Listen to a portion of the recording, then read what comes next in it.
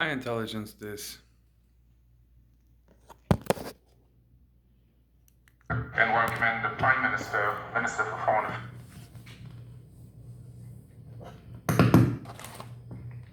Netanyahu, UNGA, number 68, October 1st, 2013, right after Ghouta gas attack, discussing the auction of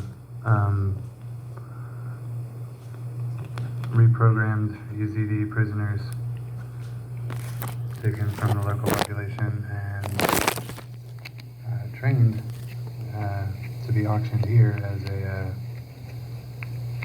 Go Play Daesh for the CIA package, referred to during the time nomenclature as ISIL and various clevernesses, along with ages and price of $15,000. Pay attention to various things, that sort of thing, paper shuffles, biddings from countries. I have great pleasure in welcoming the Prime Minister, Minister for Foreign Affairs, and Minister of Public Affairs and the Diaspora, His Excellency Benjamin Netanyahu of the State of Israel, and I invite him to address the General Assembly. Mr. Prime Minister. Thank you, Mr. President.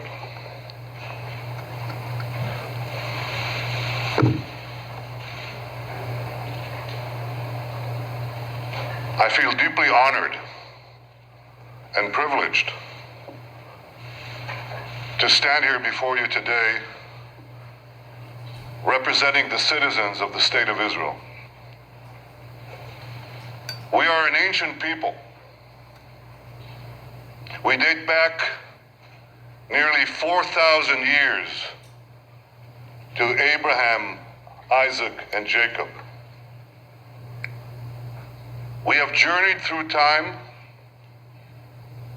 We've overcome the greatest of adversities,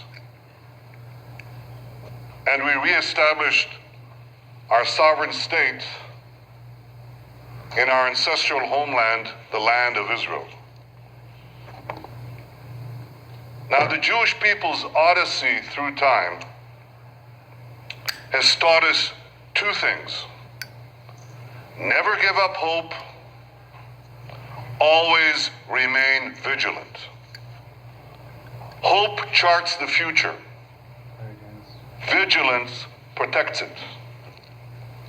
Today, our hope for the future is challenged by a nuclear-armed Iran that seeks our destruction. But I want you to know that wasn't always the case. Some 2,500 years ago, the great Persian king Cyrus ended the Babylonian exile of the Jewish people. He issued a famous edict in which he proclaimed the right of the Jews to return to the land of Israel and rebuild the Jewish temple in Jerusalem. That's a Persian decree. And thus began an historic friendship between the Jews and the Persians that lasted until modern times. But in 1979, a radical regime in Tehran tried to stamp out that friendship. As it was busy crushing the Iranian people's hope for democracy, it also led wild chants of death to the Jews. Now, since that time, presidents of Iran have come and gone. Some presidents were considered moderates, others hardliners.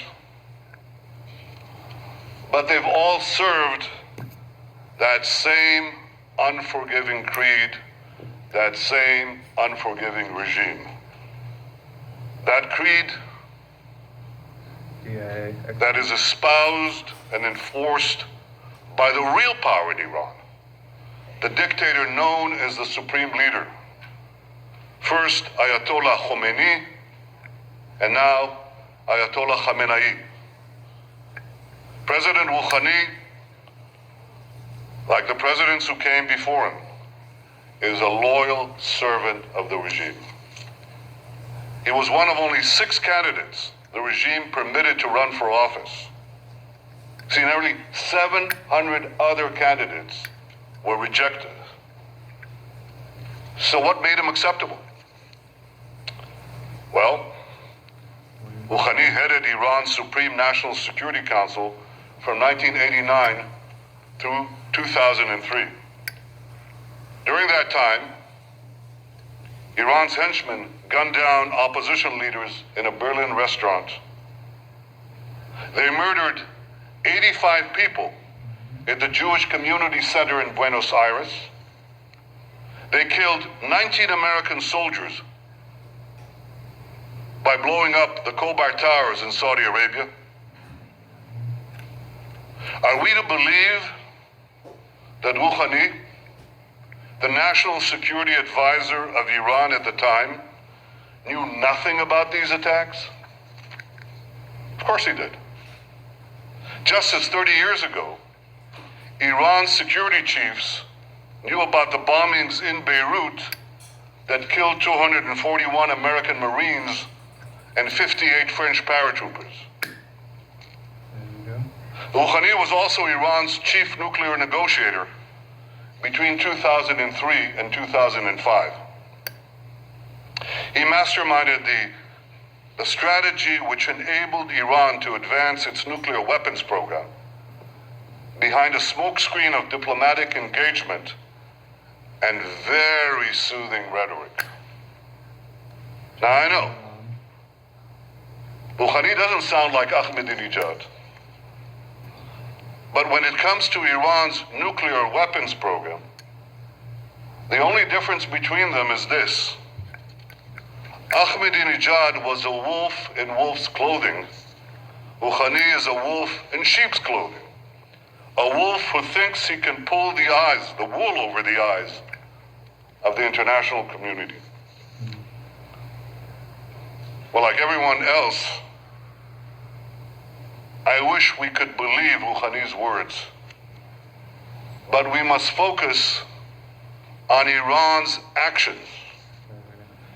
And it's the brazen contrast, this extraordinary contradiction between Rouhani's words and Iran's actions that is so startling.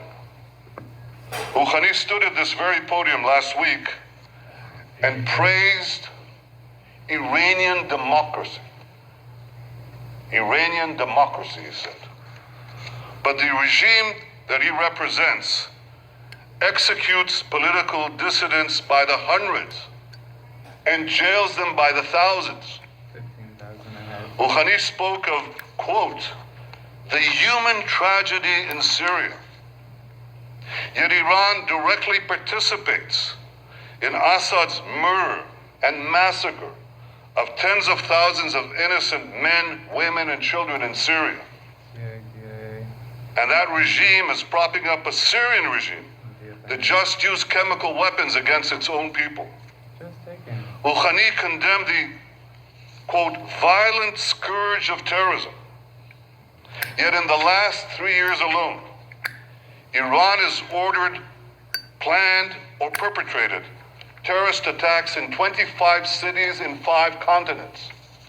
Rouhani denounces, quote, attempts to change the regional balance through proxies.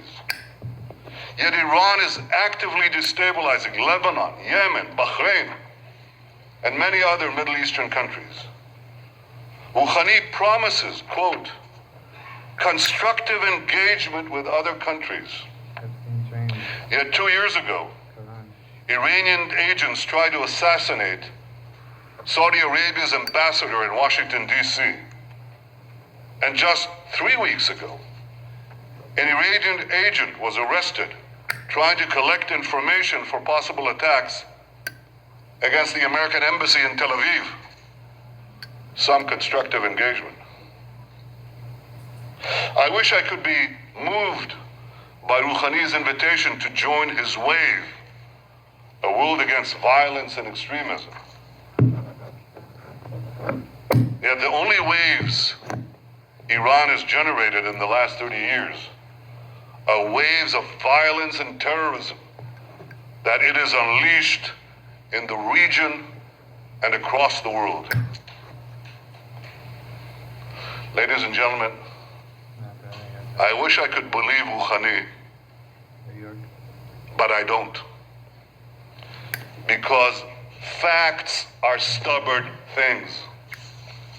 And the facts are that Iran's savage record flatly contradicts Rouhani's soothing rhetoric. Last Friday, Rouhani assured us that in pursuit of its nuclear program, Iran, this is a quote, Iran has never chosen deceit and secrecy. Never chosen deceit and secrecy. Here's the line. Well, in 2002, Iran was caught red-handed, secretly building an underground centrifuge facility in Natanz. And then, in 2009, Iran was again caught red-handed, secretly building a huge underground nuclear facility for uranium enrichment in a mountain near Qom. Rouhani tells us not to worry. He assures us that all of this is not intended for nuclear weapons. Any of you believe that? If you believe that, here's a few questions you might want to ask. Why would a country that claims to only want peaceful nuclear energy, why would such a country build hidden underground enrichment facilities? Why would a country with vast natural energy reserves invest billions in developing nuclear energy? Why would a country intent on merely civilian nuclear programs continue to defy multiple Security Council resolutions and incur the tremendous cost of crippling sanctions on its economies? And why would a country with a peaceful nuclear program develop intercontinental ballistic missiles whose sole purpose is to deliver nuclear warheads? You don't build ICBMs to carry TNT thousands of miles away. You build them for one purpose, to carry nuclear warheads. And Iran is building now ICBMs that the United States says could reach this city in 3 or 4 years. Why would they do all this? The answer is simple. Iran is not building a peaceful nuclear program. Iran is developing nuclear weapons. Last year alone, Iran enriched 3 tons of uranium to 3.5%, doubled its stockpile of 20% enriched uranium, and added thousands of new centrifuges, including advanced centrifuges. It also continued work on the heavy water reactor in Iraq. That's in order to have another route to the bomb, a plutonium path. And since Rouhani's election, and I stress this vast and feverish effort has continued unabated.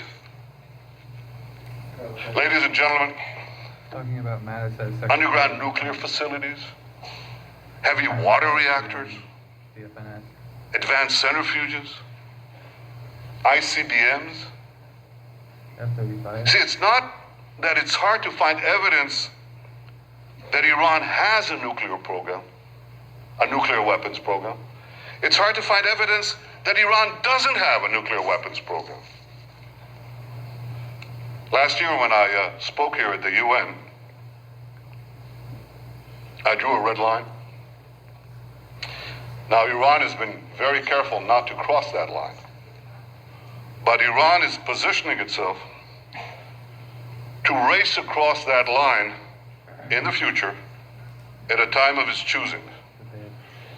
Iran wants to be in a position to rush forward to build nuclear bombs before the international community can detect it and much less prevent it. Yet Iran faces one big problem. And that problem can be summed up in one word: sanctions. I've argued for many years, including on this podium, that the only way to peacefully prevent Iran from developing nuclear weapons is to combine tough sanctions with a credible military threat. And that policy today is bearing fruit. Thanks to the efforts of many countries, many represented here, and under the leadership of the United States, tough sanctions have taken a big bite off the Iranian economy. Oil revenues have fallen, the currency has plummeted, banks are hard-pressed to transfer money. So as a result, the regime is under intense pressure from the Iranian people to get the sanctions relieved or removed. That's why Rouhani got elected in the first place. That's why he launched his charm offensive. He definitely wants to get the sanctions lifted. I guarantee you that. But he doesn't want to give up Iran's nuclear weapons program in return. Now here's a strategy to achieve this. First, smile a lot. Smiling never hurts. Second, pay lip service to peace, democracy, and tolerance. Third, offer meaningless concessions in exchange for lifting sanctions. And fourth, and the most important, ensure that Iran retains sufficient nuclear material and sufficient nuclear infrastructure to race to the bomb at a time that it chooses to do so. You know why Rouhani thinks he can get away with this? I mean, this is a ruse. It's a ploy. Why does Rouhani think he thinks he can get away with it? Because he's gotten away with it before. Because his strategy of talking a lot and doing little has worked for him in the past. He even brags about this. Here's what he said in his 2011 book about his time as Iran's chief nuclear negotiator. And I quote, "While we were talking to the Europeans in Tehran, we were installing equipment in Isfahan." Now, for those of you who don't know, the Isfahan facility is an indispensable part of Iran's nuclear weapons program. That's where uranium ore called yellow cake is converted into an enrichable form. Rouhani boasted, and I quote, "By creating a calm environment, we were able to complete the work in Isfahan." Basically legendary women. He fooled the world once, including now he thinks he can fool it again. You see, Rouhani thinks he can have his yellow cake and eat it too. And he has another reason to believe that he can get away with this. And that reason is called North Korea. Like Iran, North Korea also said its nuclear program was for peaceful purposes. Like Iran, North Korea also offered meaningless concessions and empty promises in return for sanctions relief. In 2005, North Korea agreed to a deal that was celebrated the world over by many well-meaning people. Here's what the New York Times editorial had to say about it. Quote, "For years now, foreign policy insiders have pointed to North Korea as the ultimate nightmare, a closed, hostile, and paranoid dictatorship with an aggressive nuclear weapons program. Very few could envision a successful outcome. And yet North Korea agreed in principle this week to dismantle its nuclear weapons program, return to the NPT, abide by the treaty's safeguards, and admit international inspectors. And finally, diplomacy, it seems, does work after all. Ladies and gentlemen, a year later, North Korea exploded its first nuclear weapons device. Yet, policy insiders have pointed to North Korea as the ultimate nightmare, a closed, hostile, and paranoid dictatorship with an aggressive nuclear weapons program. Brainwashed girls. Very few could envision a successful outcome. And yet North Korea agreed in principle this week to dismantle its nuclear weapons program, return to the NPT, abide by the treaty's safeguards, and admit international inspectors. And finally, diplomacy, it seems, does work after all. There you go. Ladies and gentlemen, a year later, North Korea exploded its first nuclear weapons device. Yet, as dangerous as a nuclear-armed North Korea is, it pales in comparison to the danger of a nuclear-armed Iran. A nuclear-armed Iran would have a chokehold on the world's main energy supplies. It would trigger nuclear proliferation throughout the Middle East, turning the most unstable part of the planet into a nuclear tinderbox. And for the first time in history, it would make the specter of nuclear terrorism a clear and present danger. A nuclear-armed Iran in the Middle East wouldn't be another North Korea. It would be another 50 North Koreas. Now, I know that some in the international community think I'm exaggerating this threat. Sure, they know that Iran's regime leads these chants, death to America, death to Israel, that it pledges to wipe Israel off the map.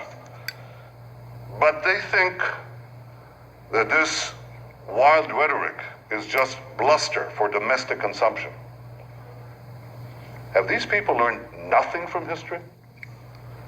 The last century has taught us that when a radical regime with global ambitions gets awesome power, sooner or later, its appetite for aggression knows no bounds.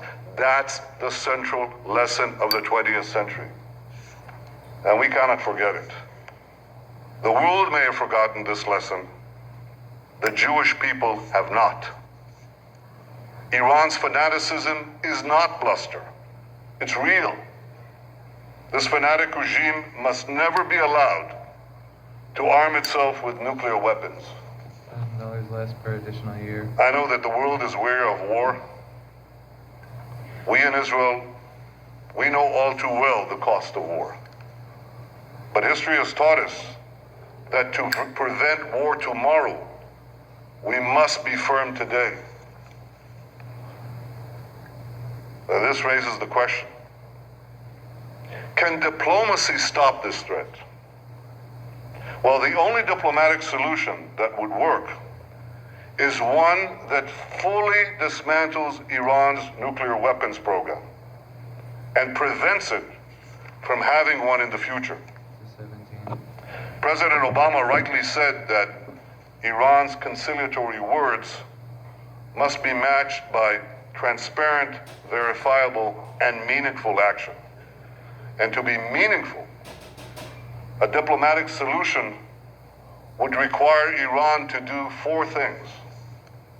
First, cease all uranium enrichment. This is called for by several Security Council resolutions. Second, remove from Iran's territory the stockpiles of enriched uranium.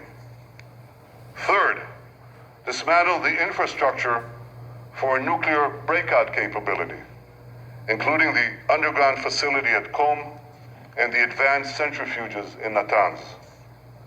And 4, stop all work at the heavy water reactor in Iraq aimed at the production of plutonium. These steps would put an end to Iran's nuclear weapons program and eliminate its breakout capability. Like black and white. There are those who would readily agree to leave Iran with a residual capability to enrich uranium. I advise them to pay close attention to what Rouhani said in a speech to Iran's Supreme Cultural Revolutionary Council. This was published in 2005. I quote, here's what he said. A country that could enrich uranium to about 3.5% will also have the capability to enrich it to about 90%. Having fuel cycle capability virtually means that a country that possesses this capability is able to produce nuclear weapons. Precisely. This is why Iran's nuclear weapons program must be fully and verifiably dismantled. And this is why the pressure on Iran must continue. So here's what the international community must do. First, keep up the sanctions. If Iran advances its nuclear weapons program during negotiations, strengthen the sanctions. Second, don't agree to a partial deal. A partial deal would lift international sanctions that have taken years to put in place Yiftah. in exchange for cosmetic concessions that will take only weeks for Iran to reverse. Third, lift the sanctions only when Iran fully dismantles its nuclear weapons program. Strategically limiting DFNS's ability My to friends, reign, to make the international community easier. has Iran on the ropes. If you want to knock out Iran's nuclear weapons program peacefully, don't let up the pressure. Keep it up. We all want to give diplomacy with Iran a chance to succeed. But when it comes to Iran, the greater the pressure, the greater the chance. 3 decades ago, President Ronald Reagan famously advised, trust but verify. When it comes to Iran's nuclear weapons program, here's my advice. Distrust, dismantle, and verify. Ladies and gentlemen, Israel will never acquiesce to nuclear arms in the hands of a rogue regime that repeatedly promises to wipe us off the map. Against such a threat, Israel will have no choice but to defend itself. I want there to be no confusion on this point. Israel will not allow Iran to get nuclear weapons. If Israel is forced to stand alone, Israel will stand alone. Yet in standing alone, Israel will know that we will be defending many, many others. The dangers of a nuclear-armed Iran and the emergence of other threats in our region have led many of our Arab neighbors to recognize, finally recognize, that Israel is not their enemy. 26. And this affords us the opportunity to overcome historic animosities and build new relationships, new friendships, new hopes. Israel welcomes engagement with the wider Arab world. We hope that our common interests and common challenges will help us forge a more peaceful future. And Israel continues to seek an historic compromise with our Palestinian neighbors, one that ends our conflict once and for all. We want peace based on security and mutual recognition, in which a demilitarized Palestinian state recognizes the Jewish state of Israel. I remain committed to achieving an historic reconciliation and building a better future for Israelis and Palestinians alike. Now, I have no illusions about how difficult this will be to achieve. 20 years ago, the peace process between Israel and the Palestinians began. 6 Israeli prime ministers, myself included, have not succeeded in achieving peace with the Palestinians. My predecessors were prepared to make painful concessions. So am I. But so far, Palestinian leaders haven't been prepared to offer the painful concessions they must make in order to end the conflict. For peace to be achieved, the Palestinians must finally recognize the Jewish state, and Israel's security needs must be met. I am prepared to make an historic compromise for a genuine and enduring peace, but I will never compromise on the security of my people and of my country, the one and only Jewish state. Ladies and gentlemen, one cold day in the late 19th century, my grandfather, Nathan, and his younger brother, Judah, were standing in a railway station in the heart of Europe. They were seen by a group of anti-Semitic hoodlums who ran towards them, waving clubs, screaming, "Death to the Jews." My grandfather shouted to his younger brother to flee and save himself. And he then stood alone against the raging mob to slow it down. They beat him senseless. They left him for dead. And before he passed out, covered in his own blood, he said to himself, "What a disgrace. What a disgrace. The descendants of the Maccabees lie in the mud, powerless to defend themselves." He promised himself then that if he lived, he would take his family to the Jewish homeland and help build a future for the Jewish people. I stand here today as Israel's prime minister because my grandfather kept that promise. And so many other Israelis have a similar story, a parent or a grandparent who fled every conceivable oppression and came to Israel to start a new life in our ancient homeland. Together we've transformed